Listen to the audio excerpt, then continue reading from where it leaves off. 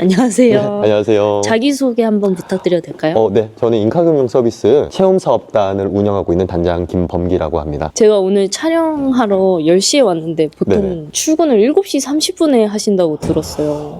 네. 아직 제가 다행히 미혼이고 자녀가 없어서 7시 반 정도에는 나오려고 하고 있습니다. 그러면 다른 직원분들은 네. 출근을 보통 몇 시에 하시나요? 직원이 저희가 한 50분 정도 계시는데 99% 워킹맘이세요. 애들 이제 보내고 오셔야 되잖아요. 9시 반 넉넉지 아마 그 정도까지 오시고 있어요. 그럼 워킹맘들과 함께 일했을 때 네. 장단점이 있으신가요? 장점은 이제 아무래도 미혼이신 분들보다는 지켜야 될 것들이 있기 때문에 안정감 있게 일하신다라는 장점이 있고요. 단점은 아이들이 아프거나 그럴 때 영향을 받으시기 때문에 저 또한 감정적으로 공감이 돼서 조금 슬픈 일들이 있을 수 있다. 뭐 독감이라던가 이런 것들에 자녀들이 노출이 되다 보니까 저도 또 속상하더라고요. 그 애들을 모르지 않잖아요, 제가. 안녕하세요.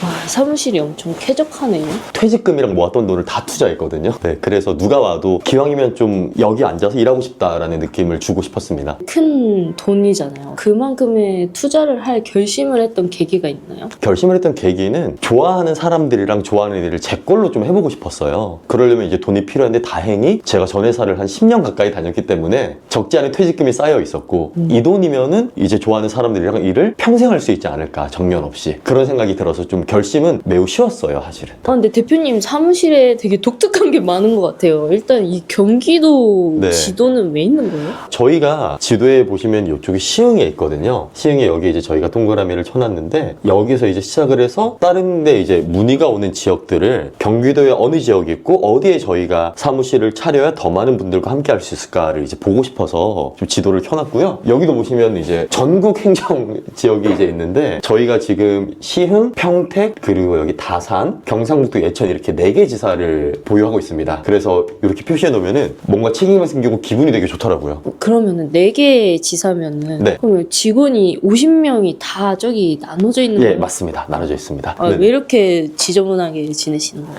뭐 제가 단장, 대표라고 말은 하고 있지만 사실 사무실에 거의 없어요. 여기 자체에 앉아있는 시간이 없기 때문에 저도 어쩌다가 이렇게 됐는지는 잘 모르겠는데 네, 좀 치울 걸 그랬습니다.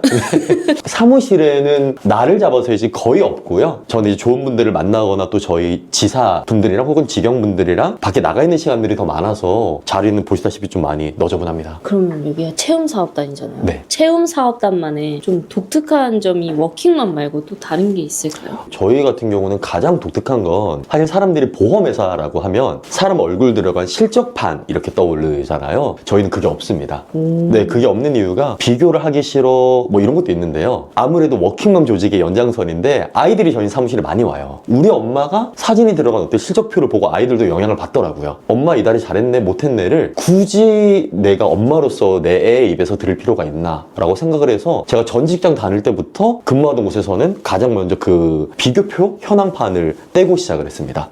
지금도 그게 없어서 그런 불편함이 없고 맘 편히 자녀분들을 데려올 수 있습니다. 되게 좋은 방법이에요. 네. 저도 어머니가 이제 보험 설계사 생활을 하셨기 때문에 사무실을 가는데 어머니가 되게 반가워하시는 날이 있었어요. 그날은 그 달이 잘 된 달인 거예요. 아, 근데 이상하게 오늘은 사무실 안 왔으면 한다라고 말씀을 해주시면 그 달이 안 된다라는 걸 초등학교 4학년인 제가 알더라고요. 그래서 네.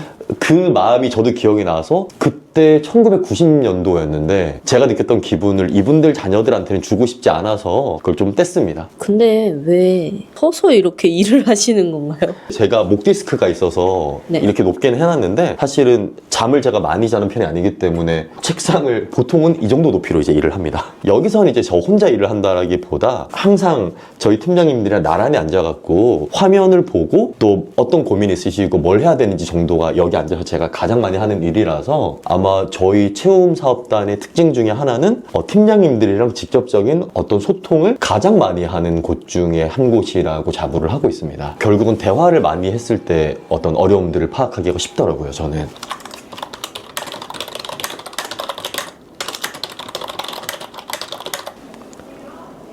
혹시 월 매출 공개하실 수 있으신가요? 구체적인 숫자는 좀 예민해서 공개하기 어렵지만 DB손해보험 다닐 때보다는 더 많은 분들과 저도 행복하게 일하고 있다라고 답변을 대신 드리겠습니다. 근데 왜 카시오 시계를 차고 다니세요? 네. 뭐 애플워치나 이런 거라도 찰 수 있는데. 이 카시오 시계가 저한테 되게 소중한 시계인 게 13,800원 주고 제가 네이버에서 샀어요. 손석희 시계라고 치면 나오거든요. 그러니까 제가 보는 이 시계를 차는 목적은 그 손석희 시계가 왜 핫해졌냐 하고 보니까 얼마짜리인지를 아무도 안 물어보잖아요. 누가 찾는지를 이제 물어보더라고요. 그럼 보통 보험업 한다고 하면은 속된 표현으로 뭐 롤렉스든 뭐 이런 고급 시계를 차고 다닌다라는 편견들이 많잖아요. 근데 사실 저는 어떤 이미지를 갖고 가고 싶었냐면 명품을 차는 사람이라기보다 내가 찼을 때 왜 저 사람은 저걸 찼을까? 저 시계 좋아 보여라고 좀 저를 통해서 물건의 가치가 조금이라도 올라간다면 그게 더 맞지 않나라는 생각을 해봤습니다. 뭐 보여지기식은 아니고요. 실제로 저는 이 시계가 지금 세상에서 제일 좋아요. 제일 만족하며 찾고 있기 때문에 뭐 결혼하기 전까지는 바꿀 생각이 없습니다. 그러면 아까 모두가 행복하게 먹고 살 수 있을 정도로 네네. 매출을 내고 계신다 하셨는데 예. 목표는 얼만큼 더 행복해지시는 건가요? 조금 그 진지한 얘기일 수도 있는데 모두가 행복하다고 말씀을 드렸지만 사실 보험회사는 늘 사각지대가 있어요. 저도 그 사각지대가 보여서 급여일이 되면은 뭐 행복하고 좋다라기보다도 항상 지난달보다 소득이 조금이라도 떨어지셨거나 좀 힘든 분들이 보여서 속상합니다. 사실 급여일에 기분이 좋았던 적은 거의 없는 것 같아요. 늘 마음이 안 좋고 이분이 조금 더 잘 될 수 있었던 안 됐다면 내 잘못이 아닌가라는 생각을 하는데 1차적인 목표는 그 사각지대마저 없어져서 상향 평준화가 되게 하는 게 일단 1차 목표인 것 같고요. 2차는 그런 여건들이 갖춰지면은 또 더 많은 분들이 합류해 주셔서 더 많은 어떤 경제 인구의 소득 향상에 기여하는 대표가 되고 싶습니다. 여기 뷰가 네. 뭔가 저기에 바다 같은 게 있는 것 같은데. 예, 저 멀리 보이는 데가 네. 지금 송도 국제 신도시라는 동네거든요. 네, 바다 건너 집값이 5억에 10억이 차이 나는 동네입니다. 이게 날 좋아서 이제 보이는 거고요. 미세먼지를 저희는 저 뷰로 판단을 하고 있습니다. 여기가 오늘 오후 3시 눈 예보가 있거든요. 네. 그럼 1시, 2시부터는 안 보일 겁니다, 아마. 사무실 위치를 여기로 선정하신 이유가 따로 있으신가요? 네, 그 영업하는 조직이 그리고 저희 같은 워킹맘 조직은 세 가지가 되게 중요해요. 하나는 내가 자녀의 등하원에 괜찮은 적합한 거리인가. 그리고 두 번째로는 영업하시는 분들은 주차가 편해야 돼요. 세 번째가 이 건물 자체가 조금은 신식이고 일하는 사람들이 들어왔을 때 여기 참 일하고 싶다라는 생각이 들었으면 하는 바람이 있었는데 그 세 가지가 충족이 돼서 들어왔습니다. 근데 이거 혹시 대표님 글씨는 아니죠? 네, 그게 제가 늘 하는 말인데 천재가 악필이라 이제 그러잖아요. 이건 이제 제가 맘먹고 쓴 글씨는 아니고 네. 조금 편하게 이제 쓴 경우에는 이제 이렇게 되는 경우가 있고 알아보시지 않나요? 이거? 네. 그러면 여기 좋아요, 구독 한 번만 적어주실 수 있으세요? 맘먹고요, 맘먹고. 잠시만요. 좋아요, 구독이요? 네.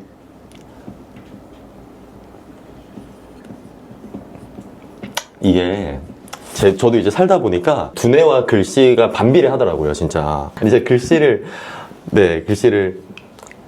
저희 어머니 아버지 글씨를 되게 잘 쓰시거든요. 네. 근데 저는 진짜 못 써요, 글씨를 이상하게.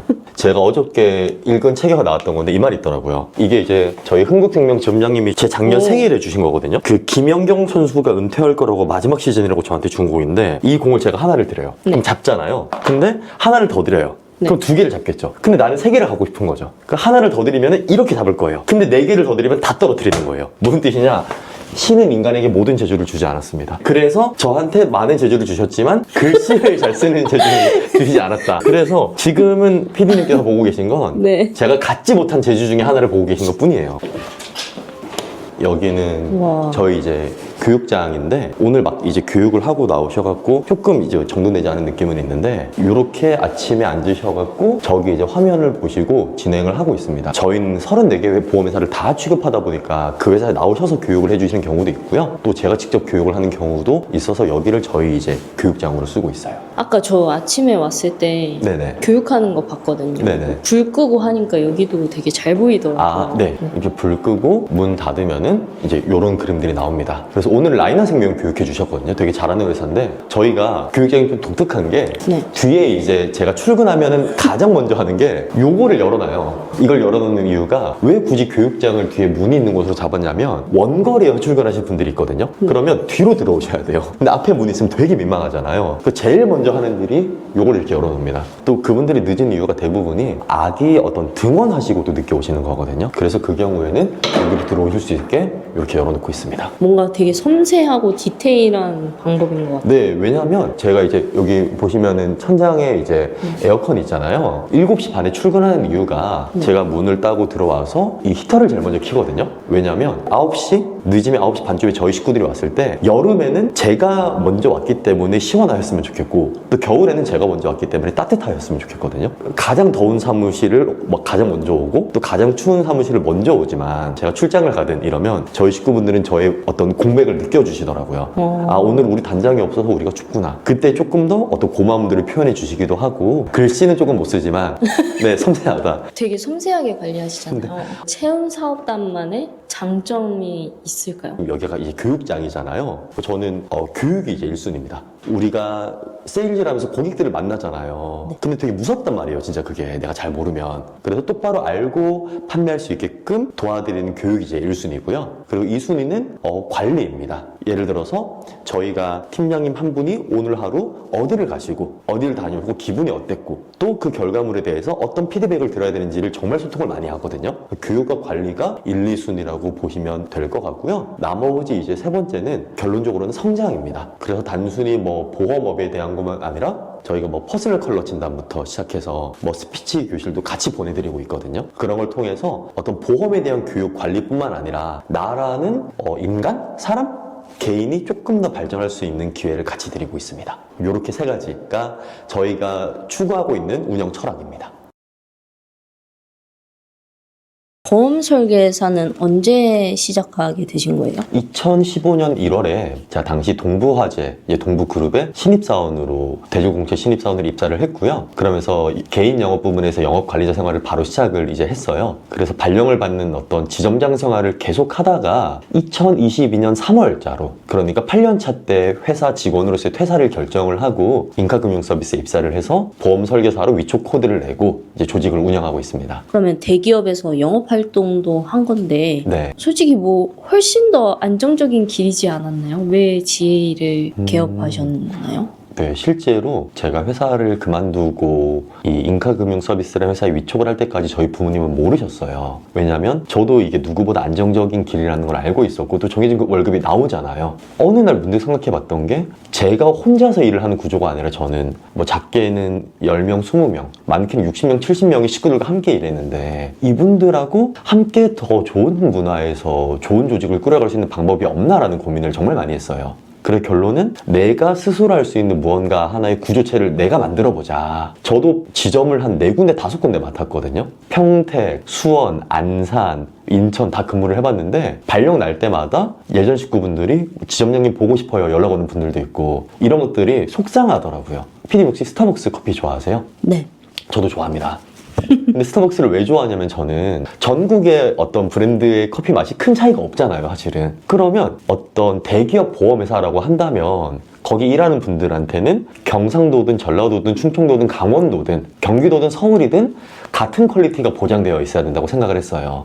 근데 사람이 하는 일이다 보니까 그게 불가능하다라는 점을 한계를 느끼고 나와 함께하는 사람들만큼은 좋은 퀄리티를 평생 유지할 수 있게 도와주자라는 생각으로 시작을 할 수 있었습니다. 보험 설계사를 하게 된 계기가 있으신가요? 대기업에 취업하게 됐을 때에는 사실 초봉이 제일 높았어요, 당시에. 뭐 여느 사람들이 그렇다시피 사실 저도 한 3개, 4개 회사 정도의 최종 합격을 했던 것 같은데 그때 당시에 어떤 집안에도 경제적으로 저도 해소해야 되는 문제들이 좀 있었기 때문에 그 부분에 대해서 돈을 빨리 모으는 게 급선무였다가 1번이고요. 그리고 2번은 저희 어머니가 이제 보험 설계사 생활을 하셨다고 말씀을 드렸잖아요. 그러니까 제가 직업을 선택할 때 당시에 제일 높게 봤던 게 하나였거든요.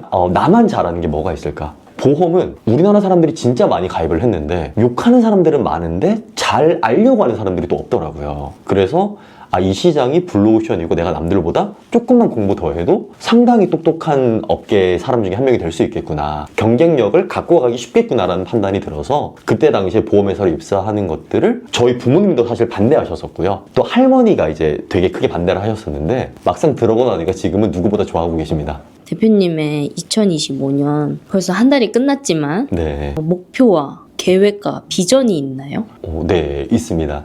보통은 뭐 인원수, 실적 이렇게 말하는 게 보험회사의 어떤 일반적인 질서잖아요. 근데 저 같은 경우는 그런 목표도 물론 있지만 그거보다 높게 보는 것들은 저희 식구분들이 이 시장에서 누구한테 세일즈를 하느냐가 되게 중요한데 그 세일즈를 할 수 있는 고정적인 시장이 뭐 현재 5개 정도를 제가 확보해놨다. 그러면 올해 상반기까지 8개, 그 추가적으로 3개, 그리고 올해 하반기까지 4개를 더 확보를 해서 추가적인 시장들을 더 만들어주는 게 이제 목표입니다. 그러면 자연스럽게 세일즈가 풀리면서 소득들을 더 많이 가져가실 수 있기 때문에 그게 제 사업적인 성공을 이루어줄 거라고 생각을 하고 있어서 저한테 어떤 각오, 비전을 이제 물어본다라고 한다면 더 나은 먹거리를 제공함으로써 이분들이 더 나은 소득을 갖고 가게 하는 게 무조건 제 1번 목표입니다. 체험사업단에서 함께하고 싶은 사람들의 인재상? 그런 게 인재상이요? 있으신가요?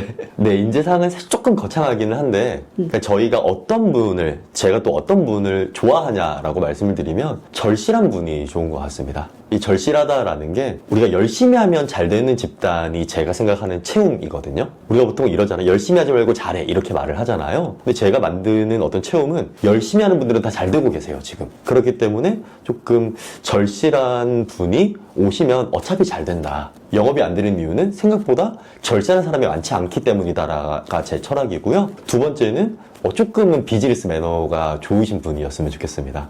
그 이유가 업적이나 성과는 교육을 하고 관리를 하면 올라가거든요. 근데 이 비즈니스 매너는 잘 안 올라가더라고요. 그래서 그렇게 정도가 저희의 인재상 혹은 함께 일하고 싶은 분에 대한 설명입니다. 마지막으로 유튜브를 시작하는 이유가 있을까요?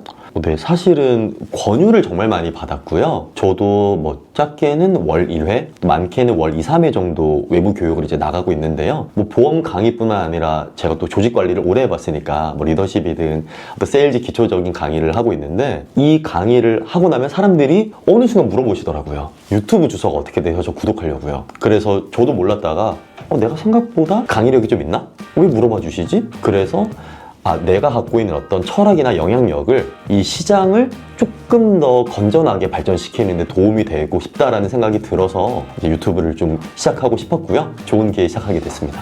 영업적으로 세일즈를 하고 있는 사람들의 근본적인 고민이라던가 뭐 관리자분들이시든 영업을 직접 하시는 분들이시든 그 고민을 조금 해소해드리고 같이 나누고 싶어서 유튜브를 큰맘 먹고 시작하게 됐고요. 좋아요와 구독 그리고 함께 해주시길 부탁드리겠습니다. 감사합니다.